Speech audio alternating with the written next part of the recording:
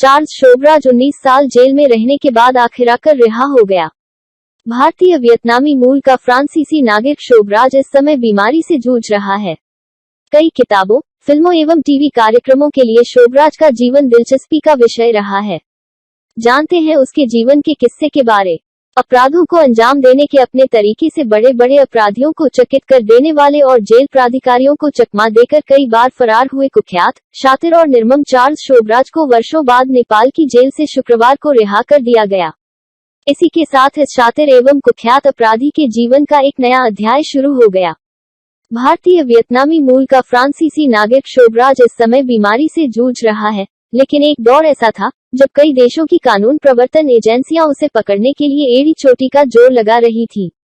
कई किताबों, फिल्मों एवं टीवी कार्यक्रमों के लिए शोभराज का जीवन दिलचस्पी का विषय रहा है।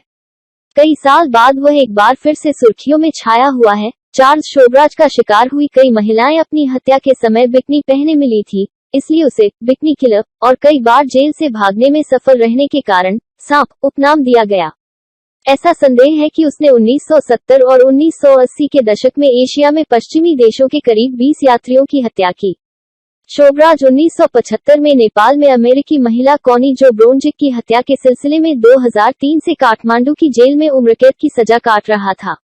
उसे 2014 में कनाडाई पर्यटक लॉरेंट करियर की हत्या का दोषी ठहराया गया और दूसरी उम्रकैद की सजा सुनाई गई।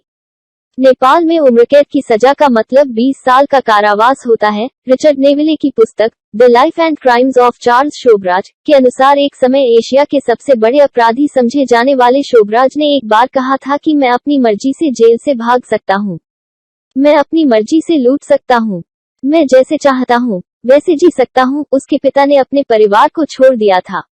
माँ के प्रेमी एवं एक फ्रांसीसी लेफ्टिनेंट ने उसे गोद ले लिया था। शुरुआत में 1960 के दशक में चोरी और लूट जैसे अपराधों के लिए पेरिस में जेल में बंद रहा। इसी दौरान उसने एक युवा एवं धनी पारसी लड़की सी कोम्पेगनोन से पहला विवाह करने का फैसला किया। कई साल बाद उसने 2008 में नेपाल की जेल में अपने से 44 साल छोटी महिला एवं अपने नेपाली वकील की बेटी निहिता विश्वास से शादी की।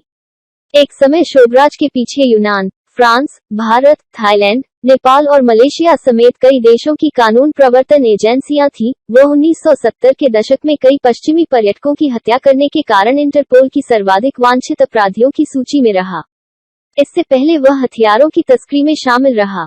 उसे 1976 में अपने एक साथी के साथ मिलकर नई दिल्ली के एक होटल में इंजीनियरिंग के 30 से अधिक छात्रों को जहर देने की कोशिश करते समय गिरफ्तार किया गया था।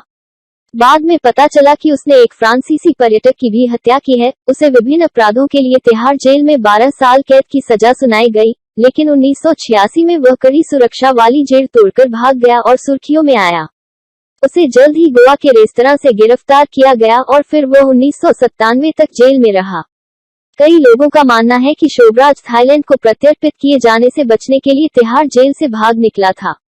थाईलैंड में उसे पटाया में एक समुद्र तट पर 6 महिलाओं को नशीला पदार्थ देने और उनकी हत्या के मामले में मौत की सजा दी गई थी।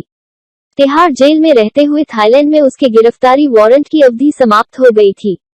पिछले कई साल से नेपाल की जेल में बंद शोभराज को रिहा करके शुक्रवार को फ्रांस भेज दिया गया। आशा करते हैं आपको हमारा ये वीडियो अच्छा लगा होगा। चैनल को सब्सक्राइब करें और अपने दोस्तों के साथ शेयर करें। जय हिंद, जय भारत।